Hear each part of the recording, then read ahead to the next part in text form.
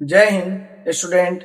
हम लोग पढ़ रहे थे क्लास 10th इकोनॉमिक चैप्टर 3, यानी कि हम लोग इस चैप्टर में पढ़ रहे थे मुद्रा, साख और बचत के बारे में। ठीक है, आइए इस चैप्टर में हम आपको मुद्रा और बचत पढ़ा चुके हैं। साख के बारे में जो है आज हम लोग शुरू कर रहे हैं। इसके पहले वीडियो में बताया है कि मुद्रा क्या होता है, मौद्रिक प्रणाली कैसे शुरू हुई, मुद्रा से क्या लाभ है, ये सारी चीजें हम आपको पढ़ा चुके हैं। फिर बचत के बारे में बताया है कि सेविंग्स क्या होता है, बचत क्या होता है। आज हम लोग पढ़ेंगे साख के बारे में। ठीक है, ये बहुत इंपॉर्टेंट चीज है। साख क्या होता है, साख, इसके बारे में पूरा डिटेल्स में पढ़ेंगे। अंत तक हमारे साथ बने रहिएगा, वीडियो में बिल्कुल मजा आएगा। आइए देखते हैं।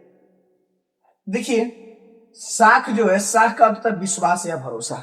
बेसिकली साख जो है लोन से रिलेटेड चीज है।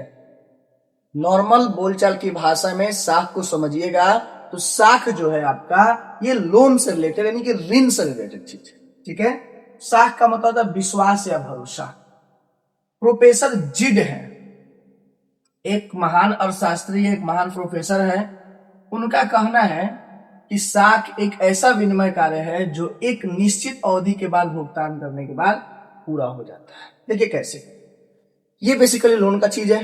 अब आप लोन लेते हैं तो एक निश्चित अवधि के लिए, जैसे आपने 1 साल के लिए लोन लिया, 2 साल, 5 साल, 10 साल, 20 साल ऐसे लोन लिया, और जैसे ये लोन आप चुका देते हैं वैसे साख क्या हो जाता है। ठीक है, तो वही प्रोफेसर जीड का कहना है कि साख जो है एक ऐसा विनिमय का कार्य यानी कि आदान प्रदान करने का एक कार्य है जो एक निश्चित अवधि के बाद, एक निश्चित जब समय पुग जाता है, एक निश्चित समय अंतराल खत्म हो जाएगा, उसके बाद भुगतान आप कर दीजिएगा तो क्या है, पूरा हो जाता है। ठीक है, तो साख का मतलब विश्वास है, भरोसा है। अब देखिए, अब कोई आदमी आपको लोन क्यों देगा, जब आप पे भरोसा हो तभी तो देगा। आप किसी से ब्याज पे पैसा लेने जाइए, चाहे आप बैंक से पैसा लेने जाइए, वो आपको लोन कब देगा, जब आप पे भरोसा होगा, जब आप पे विश्वास करता होगा। अगर आप पे विश्वास ही नहीं करेगा तो क्यों ही देगा आपको लोन। ठीक है, तो इसीलिए साख में सबसे ज्यादा जरूरी है विश्वास या भरोसा। चलिए, साख का पक्ष, तो साख में दो पक्ष होते हैं। एक को बोलते हैं ऋणदाता। ऋणदाता मतलब ऋण देने वाला, कर्ज देने वाला। और एक होता है ऋणी, जो कर्ज लेने वाला। तीसरा तो कोई होता नहीं है उसमें। यानी कहने का मतलब है साख दो व्यक्ति के बीच में होगा। एक व्यक्ति जो है जो ये क्या करेगा, ऋण देगा, ये ऋण देगा, यानी इसको हम लोग बोलेंगे ऋण दाता। और एक व्यक्ति जो है वह ऋण लेगा, इसको बोलते हैं हम लोग ऋणी या ऋण लेने वाला। ठीक है, तो ये दो चीजें होता है आपका साख के पक्ष में। अब देखिए, साख का आधार, कोई आपको लोन किस आधार पर देता है, क्या ऐसा चीज, क्या ऐसा खासियत आप में होगा कि लोग आपको लोन देंगे। अब देखिए, बैंक जो है ऐसे इंसान को भी लोन देता है जिसको कभी आज से पहले जानता ही नहीं। बैंक का स्टाफ आपको जानता नहीं है, बैंक आपको जानता नहीं है, फिर भी आपको लोन देता है। क्यों, आखिर क्या ऐसा पॉइंट होगा जिसके आधार पर बैंक लोन देता है। अगर मान लीजिए बैंक आपको नहीं जानता है, कल को बैंक है कि भाई आपको लोन हम दे भी नहीं करेंगे, तो इससे क्या हो जाएगा, इससे नुकसान क्या हो जाएगा, बैंक को नुकसान। कि बैंक में मान लीजिए कि आप कोई दूसरा व्यक्ति जो बैंक में पैसा जमा किया है, बैंक उसको लोन के रूप में देता है, जो उससे इंटरेस्ट आता है यानी कि जो उससे ब्याज आता है, उसी ब्याज से वो अपने स्टाफ को भी सैलरी देता है, उसी ब्याज से उस बैंक का रेंट भी डालता है, और उसी ब्याज के पैसे से वो क्या करता है, आपको भी कुछ पैसा बढ़ा देता है। तो लोन तो देना काम है उसका। अगर वह लोन नहीं देगा तो फिर पैसा कहां से आएगा उसके पास। लेकिन एक ऐसे व्यक्ति को लोन दे दे जिसको वह जानता ही नहीं, तो उसके लिए क्या करेंगे, क्योंकि बैंक में मैक्सिमम व्यक्ति जाते हैं, वहां के स्टाफ से कोई जान पहचान नहीं होता है। फिर किस आधार पे आपको लोन देगा, इसी आधार के पर पढ़ना है हमको। देखिए, पहला आधार है विश्वास। बैंक को या किसी व्यक्ति को, जो व्यक्ति आपको ऋण दे रहा है, उसको आपके ऊपर विश्वास होना चाहिए। अगर विश्वास नहीं है तो ऋण आपको कभी नहीं मिल सकता। पहला चीज हो गया विश्वास। दूसरा चीज चरित्र। जो व्यक्ति लोन ले रहा है उस व्यक्ति का चरित्र अच्छा होना चाहिए, यानी समाज में जो है तो दो चार लोग को अगर वह लेके जाए अपने साथ, तो लोग जाके बोले कि भाई बढ़िया आदमी है, अच्छा व्यक्ति है, लोन दे दो उसको, तो लोन आसानी से चुका देगा।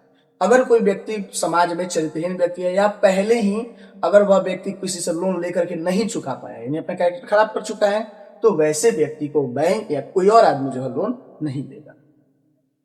तीसरा, चुकाने की क्षमता।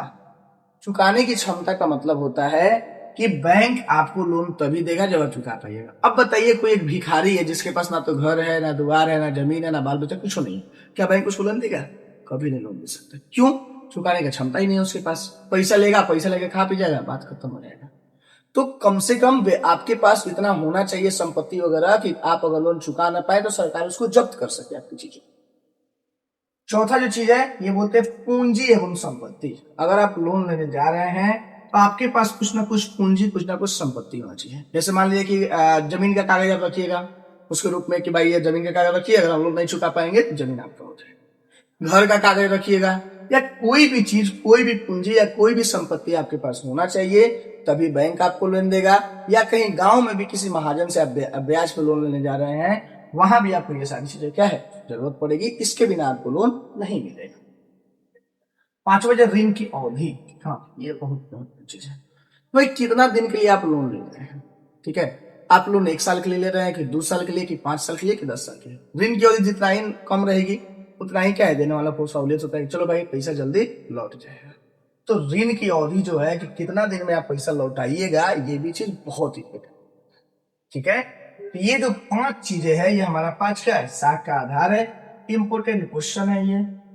2 नंबर ये पूछे चाहे 5 नंबर पूछे, 5 नंबर पूछेगा साख क्या है, साख का आधार क्या है, दोनों एक साथ। इसको आपको एक्सप्लेन करना है, समझा दिया आपको, एक्सप्लेन करना आपके लिए क्या हो जाएगा, आसान। ठीक है, चलिए नोट कर लीजिए।